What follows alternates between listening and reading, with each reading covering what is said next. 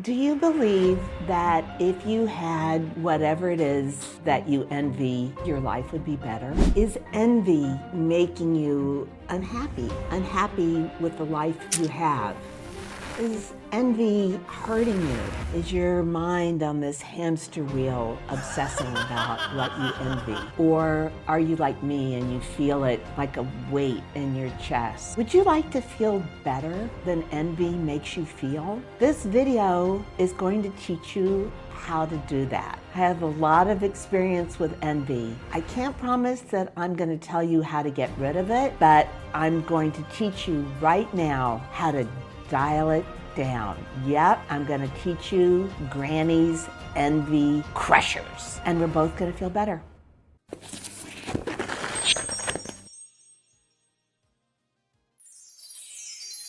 This video is here to help you cure a pain you may not even notice you have. It's about the pain of feeling envy. I'm asking you to spend a little bit of time with me so that you notice and can identify when you're envious, because envy is taking away your energy. If you're feeling tired all the time, or you're feeling low, or feel like you can't quite find your purpose, if that kind of stuff is attacking you, part of what's happening to you is the energy that you could use to push forward is leaking away, and it's leaking away when you fall prey to envy. I know a lot about envy because I've suffered from it for a long time. At 73, I am an envy expert. Not something to be proud of, but yet it's kind of cool because it means I have so much experience to share with you. When I was doing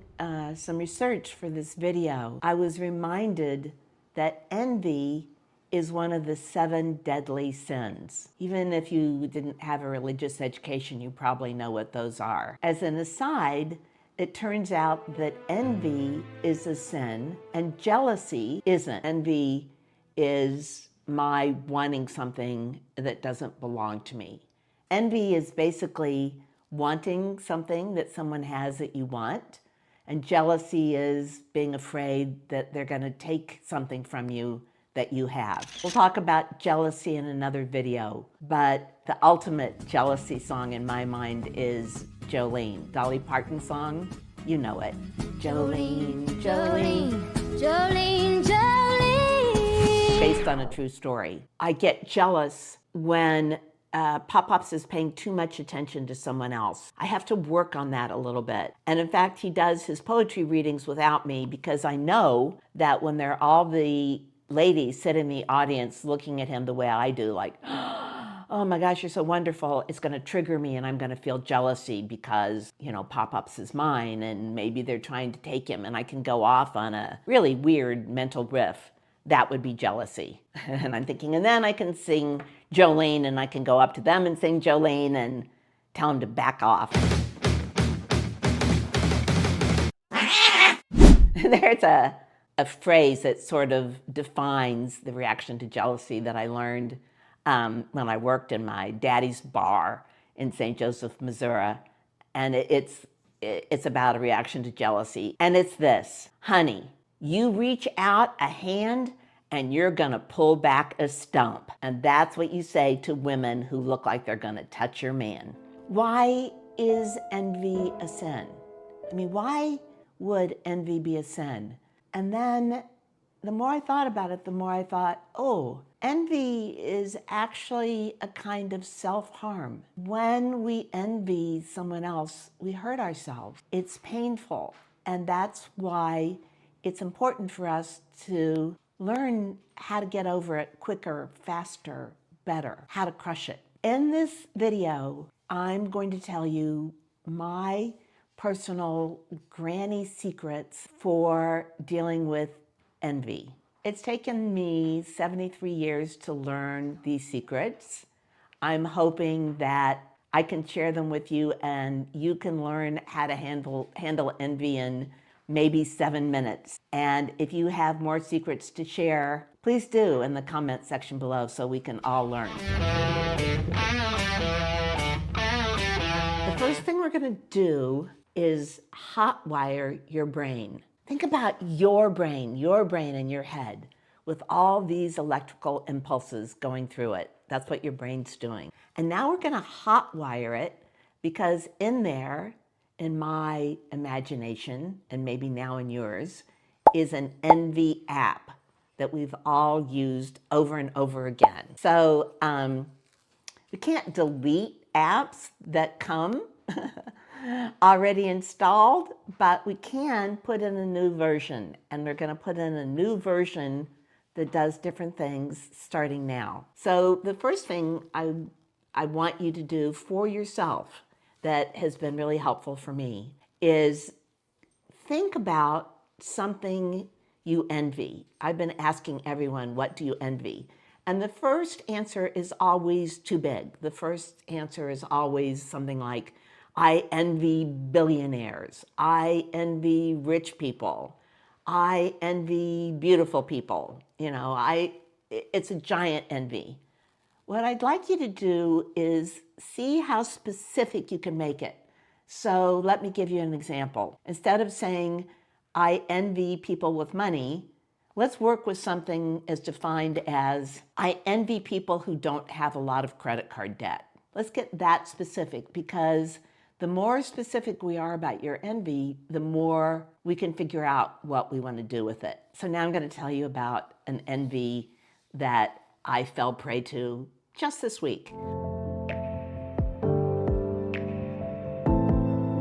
My beloved cousin, one of my beloved cousins, just got back from a trip to Japan. And of course, I was seeing photographs of him and the family while they were there. And I love them all very much. And I was so happy for them. And then I realized I was actually turning green with envy. I was so envious. And it surprised me that envy kind of hit me in the face like a smack. And it's like, what is up with that? What is this envy? And then I realized that it was specifically envy about Japan.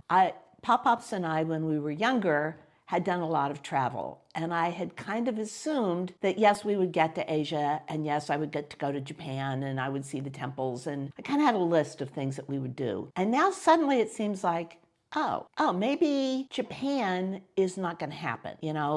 Suddenly it was like, I envy this trip so much. I really want it. I'm so envious. I want it. And then we get to the next level of questions. So there's the big, what are you envious of? I'm envious of trips to Japan. And then the personal questions, the questions that I want you to ask yourself are, what would it take to make it happen? Well, what would it take for us to go to Japan? Would I be willing to sell the house and move to a small apartment so that we'd have free cash to go to Japan? Then I thought, well, do I want to go to Japan so much that I would go by myself on an old ladies group tour and leave Pop-Ups at home? Or do I want it so much that I would be willing to throw away our plans for senior living and just say, oh, the hell with that, I'm going to go to Japan? And as I got to my specific questions about what was I willing to do to go to Japan, the answer to all the questions was,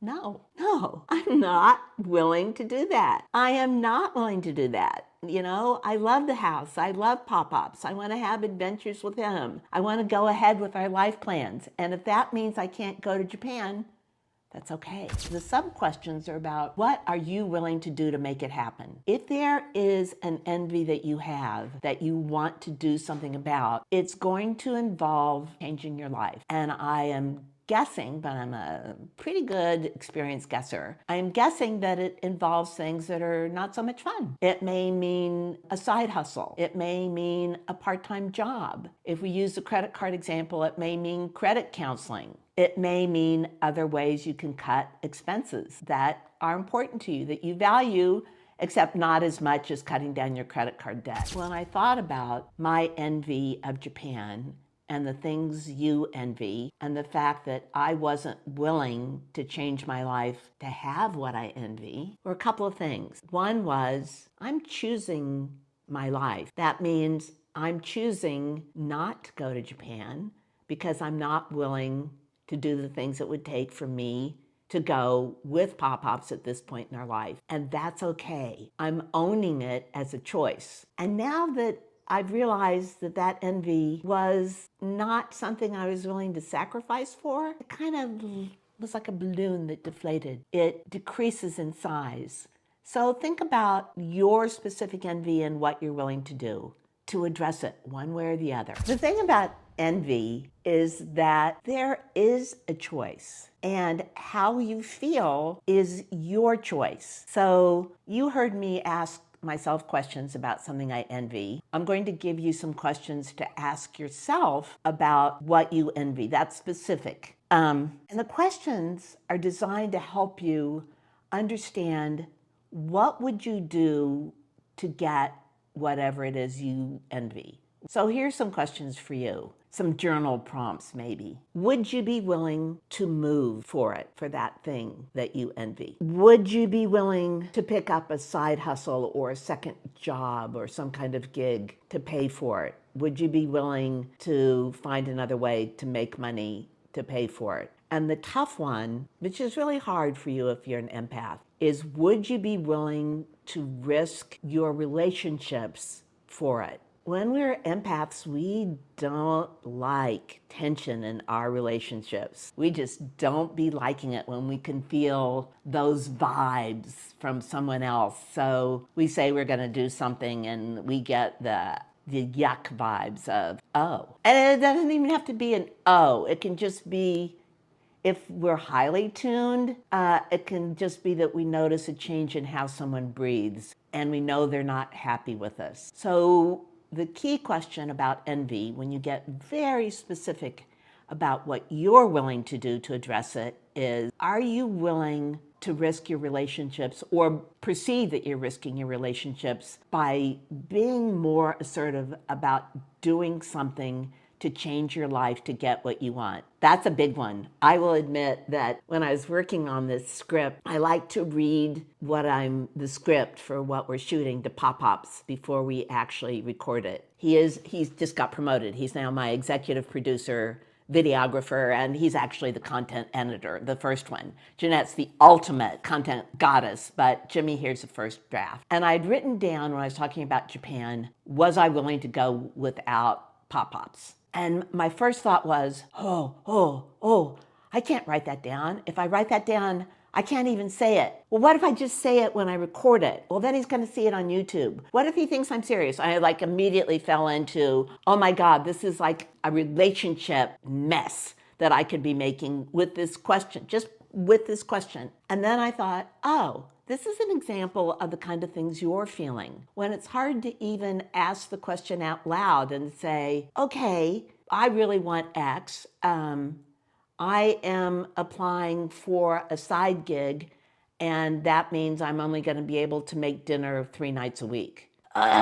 Just saying that and thinking about what my life was like when I was working, commuting, making dinner every night, it makes like a lump in my throat.